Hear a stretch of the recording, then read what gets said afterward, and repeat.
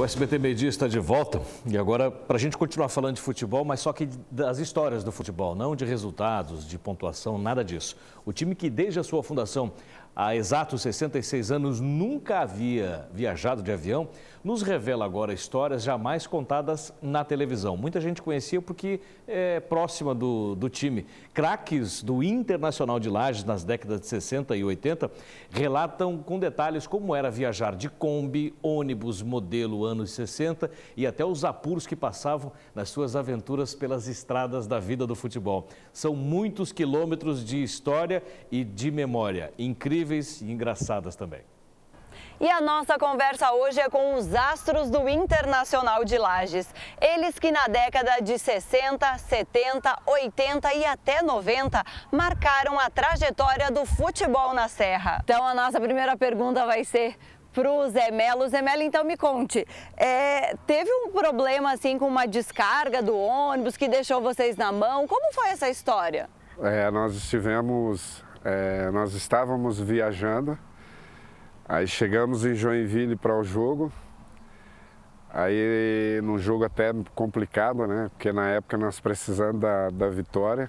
Aí nós chegando próximo do restaurante para jantar, faltando ali uns 8 quilômetros, aí o escapamento do ônibus caiu. Quase que aconteceu uma tragédia devido aos carros que estavam atrás.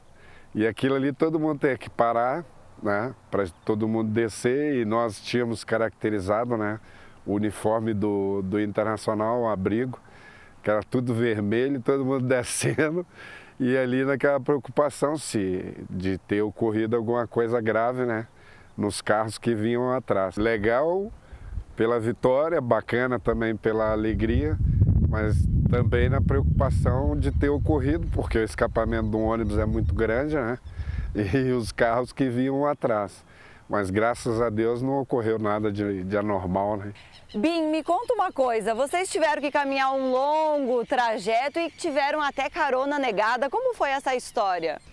Foi o seguinte, a gente jogou em Criciúma e isso foi à tarde, daí jantemos, ao subir a serra do 12, o ônibus quebrou e caiu num valo e não tinha como passar e a rua da Serra lá não tinha passagem. Daí nós pegamos carona até Bom Jardim.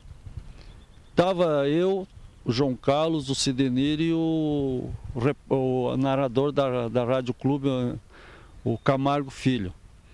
Então nós pegamos carona até Bom Jardim e fomos procurar um hotel lá. Isso já era quase 1h da manhã. Aí batemos no hotel. O proprietário lá só olhou para fora e não quis dar pouso para nós, acho que de medo de assalto, porque era eu branco e tinha mais 3 morenos junto, que era o Camargo, o Sidenir e o João Carlos.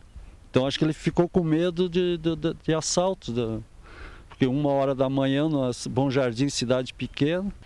Seu Anacleto, vocês viajaram lá para Joaçaba, no meio oeste, teve muito contratempos, como foi essa história? Nós fomos jogar em Joaçaba e nós fomos com o ônibus do Chico Diabo, que falava, e aquele ônibus tinha aquela escadinha atrás que botava as malas em cima e coisa, era antiguíssimo. Fomos jogar lá e quebrou. No outro dia que nós jogamos, até ganhamos o jogo 3-1. Que ano foi? Em 64. E aí o ônibus chegou lá uma meia hora antes de terminar o jogo e voltamos com o ônibus. Só que o ônibus, cada 10 quilômetros, tinha de trocar o óleo, botar óleo. E chegamos na segunda-feira às 7h da manhã em Lages. O cara trouxe um galão de óleo de 20 litros para ir trocando. Era bem difícil, a gente tinha que ter garra mesmo e vontade de jogar, né?